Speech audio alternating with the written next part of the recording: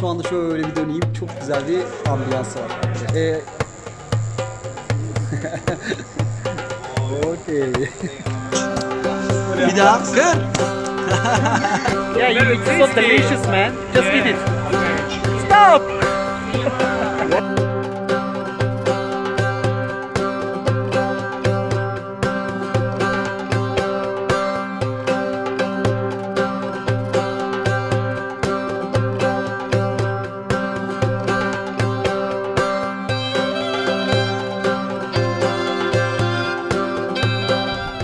Şanlıurfa'dan selamlar arkadaşlar. Bugün Mezopotamya turumun 3. şehri olan Şanlıurfa'ya geldim.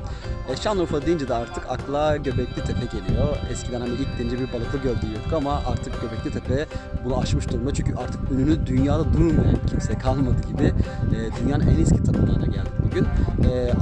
Bugün ise aynı zamanda Şanlıurfa'da diğer gezecek yerleri, işte Balıklı Gölü, Ertuğrul Camii ya da işte şehirdeki taş evleri, sıra gecesini, birçok şeyi anlatacağım, göstereceğim. Bu vlogumda Şanlıurfa'ya dair her şeyi hemen hemen bulabileceksiniz. Benimle kalmaya devam edin. Kanalımıza da abone olmayı unutmayın.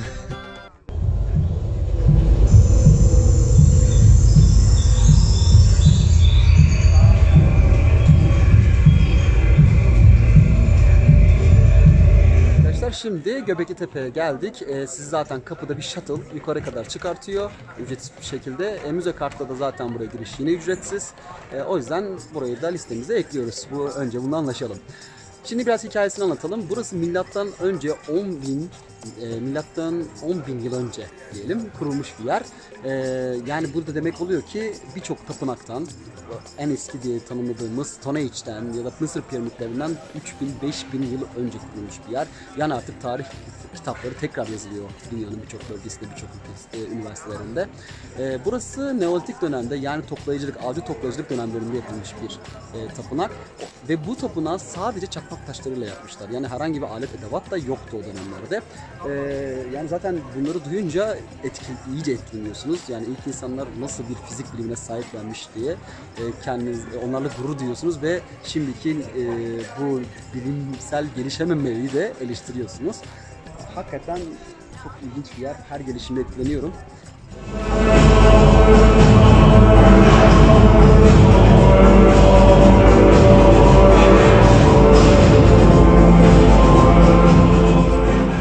Göbekli Tepe'deki turumuza devam ediyoruz. Şu an karşıda gördüğünüz, bakın şu anda yakınlaştırıyorum. Şu leopar figürü bu bölgedeki en belirli figürlerden bir tanesi. Hemen o da bir kitabenin üzerinde duruyor şu anda. Daha sonra sütunun üzerinde duruyor. Gördüğünüz gibi şu anda buranın üstü kapatılmış durumda. Çok şükür kapatılmış durumda. Çünkü ben ilk geldiğim zaman buralar çok açıktı ve yani yağmurda falan zarar görüyorlardı. Buranın hikayesini anlattığımda size anlatmıştım. Hani buradan giden halk buranın üstünü kapatmıştı toprakla. Yani yıllar sonra buraya tekrar gelirsek kullanalım diye. Eğer açıldıktan sonra bu koruma ya da drenajlar olmasaydı yağmur suyundan buralar çok büyük bir zarar görebilirlerdi.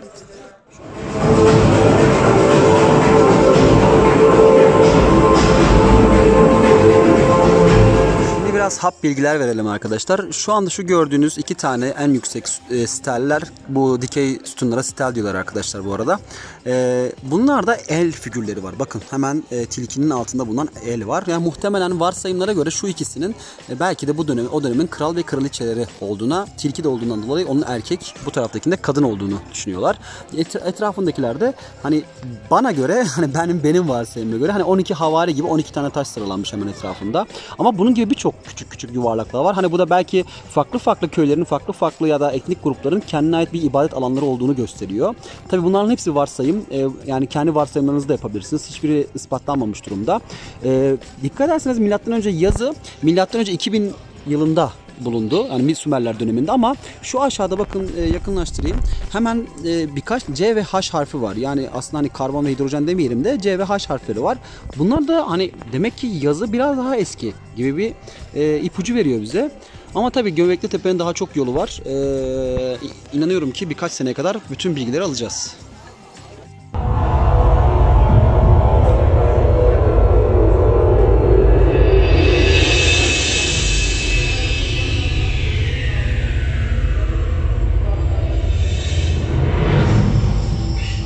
Evet arkadaşlar, şu anda ilk galeriye geldik müzedeki. Burası Neolitik çağda bulunan, oradan çıkarılan, yani Göbekli Tepe ve çevresinden çıkarılan eserler bu kısmı sergileniyor. Burada işte o dönemde yine insanların yapmış olduğu küçük hayvan figürleri, diğer küçük eserler, kazı aletleri, kitabeler, her şeyi burada görebiliyorsunuz. Yani ışık falan harika, duvarda betimlemeler falan var. Mezopotamya'yı da anlatıyor. Yani girişte sizi önce bu galeri karşılıyor.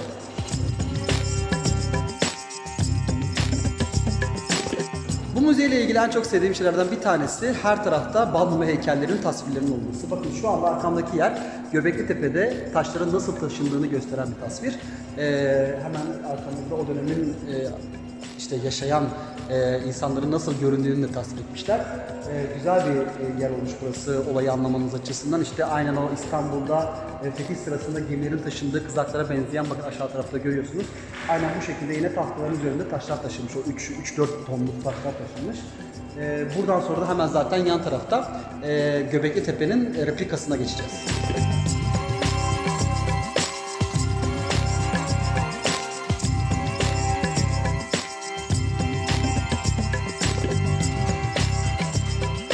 Evet arkadaşlar, bu galeri Göbekli Tepe'yi en iyi anlayacağınız yer.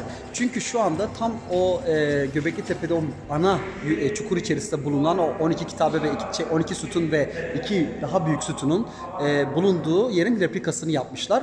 Şu anda arkamda şu gördüğünüz devasa sütun, bu da diğeri hemen arkamda. Yani gerçekten buranın şu anda şöyle bir döneyim, çok güzel bir ambiyansı var arkadaşlar. Müzecilikte büyük bir başarı bu olay.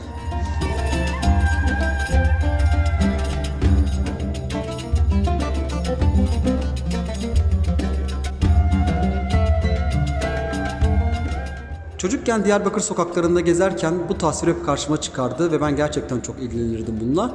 O yüzden benim için Babil ve Asur medeniyetinin ayrı bir yeri vardır. Şu karşıda gördüğünüz tasvirin adı arkadaşlar Lamassu. Lamassu da yarı insan, yarı hayvan demek. İnsan başı, aklı, işte boğa ya da aslan vücudu gücü, kanatları ise özgürlüğü simgeliyor. Güneydoğu birçok eserde bunu gördüğünüz zaman ya da Asur saraylarında ve yapılarında bunu gördüğünüzde bu Lamassu olduğunu bilmelisiniz ve bunlar da genellikle kapılarda sizi karşılıyor.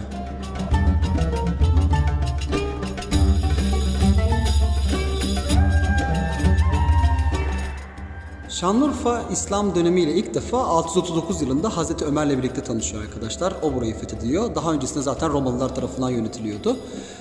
Akabinde Emeviler ve Abbasilerin hakimiyeti altına giriyor ama sonrasında tekrar bir Roma, yani Doğu Roma hakimiyeti altına giriyor.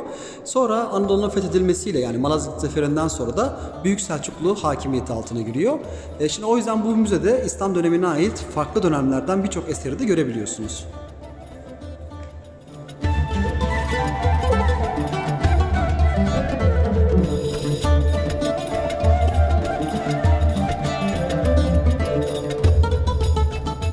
Evet arkadaşlar, şimdiki durağımız Şanlıurfa Müzesi bünyesinde bulunan, hemen yan tarafında bulunan Halepli Bahçe Mozaik Müzesi.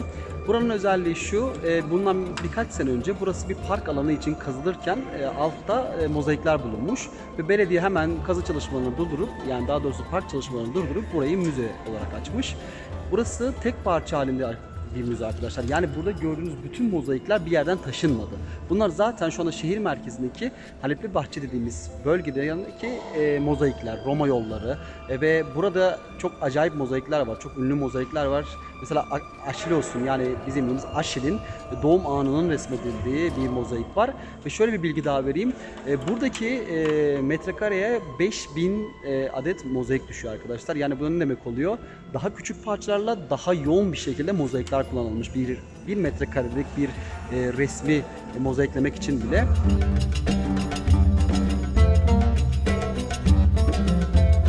Aşağıda Titis'in bu mozaiği az önce de belirtmiştim. Bakın şu bebek Aşil oluyor kendisi ve topuğundan tutarak onu bir kutsal suya batırıyor.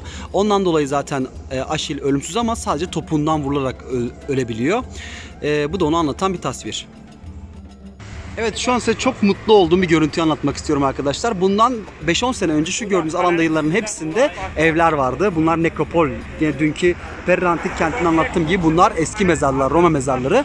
Eskiden burada hep evler vardı. Hepsini kullanmışlardı. Halk gerçekten buranın önemini bilmiyordu ama belediyenin ve Kültür Bakanlığı'nın girişimleri sayesinde buralarda temizlendi. Hemen müzeden çıktıktan sonra karşınızda göreceğiniz yerler artık nekropol alanları ve inanılmaz güzel bir görüntüsü var.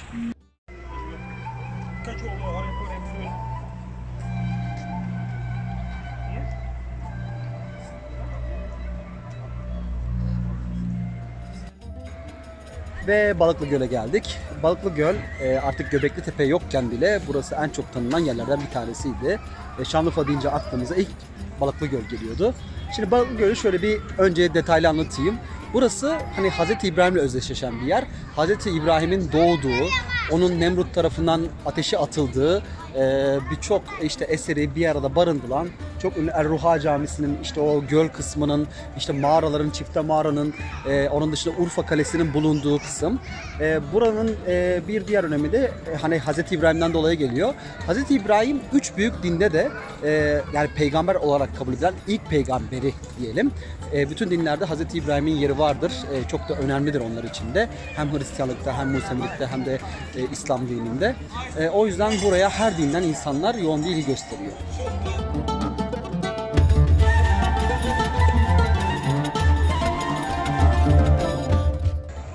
Evet, şu anda Balıklı Göl'ün kıyısına geldik. Burası zaten hani en çok bilinen Urfa'na deyince akla gelen ilk nokta, ikonik nokta.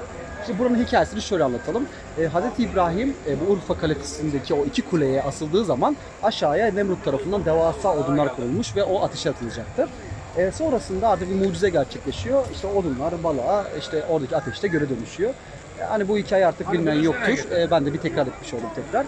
Ondan sonra da böyle bir muhteşem bir yer ortaya çıkıyor. Şu anda zaten dediğim gibi bu parktaki, bu alandaki en kalabalık ve en çok sevilen nokta. 1 lira karşılığında küçük böyle tabaklar içerisinde balık yemleri satılıyor. Onları da zaten balıklara atarak güzel görüntüler yakalayabilirsiniz. Sword.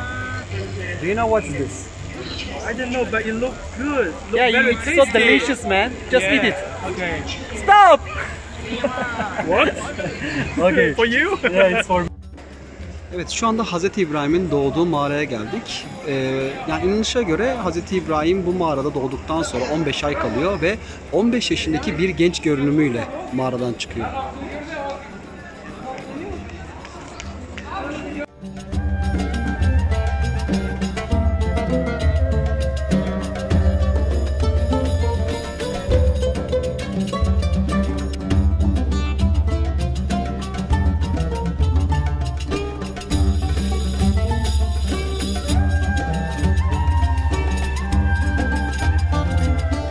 Evet, tarihteki ilk takası gerçekleştiriyoruz. Modern sigaranın tütüne karşı mücadelesi. Evet, şimdi dayı sarıp veriyor. Bizim eleman da Çin sigarası vardı. Şimdi bir çekince bayılacak muhtemelen. 大家当什么事没发生就行了嘛，对不对？不要说了嘛。Thank you. Okay. We will wait. Yes. 他在找没有口水的地方。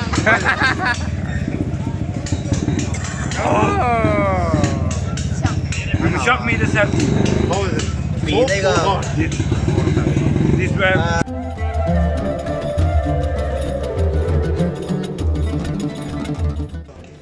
Hz. İbrahim'in doğduğu mağaradan çıktıktan sonra hemen sağ tarafta Dergah Çarşısı var arkadaşlar. Burada zaten hani tipik bir çarşıda bulunabilecek, eski çarşılarda bulunabilecek her şey mevcut. Gördüğünüz gibi Urfa'nın yöresel eşyaları, kıyafetleri, başörtüleri, kurutmalıklar, baharatlar, kına gecesi eşyaları gibi birçok eşyayı siz görebiliyorsunuz burada, satın alabiliyorsunuz. Hediyelik eşya almak için güzel bir nokta.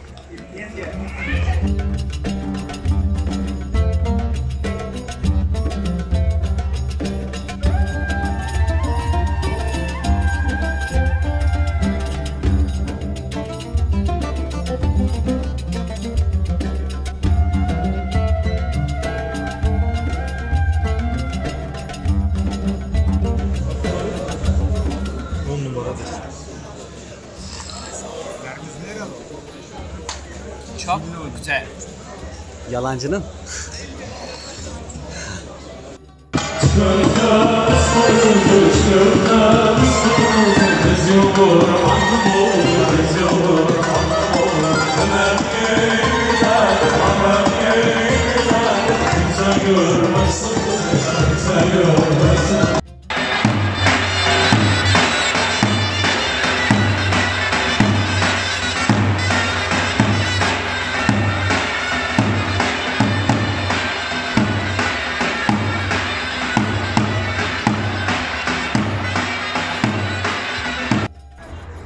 Ve bir gezimizin daha sonuna geldik arkadaşlar. Şanlıurfa gezimizi bugün noktaladık. Bundan sonraki videoları kaçırmamak için ve her hafta yayınlanacak olan yeni bir videoyu da yakalamak için kanalımıza abone olmayı unutmayın. Sizden tek isteğimiz yorumlarınızı ve beğenilerinizi de bizden esirgemeyin ki daha iyi işler çıkartalım. Görüşmek üzere.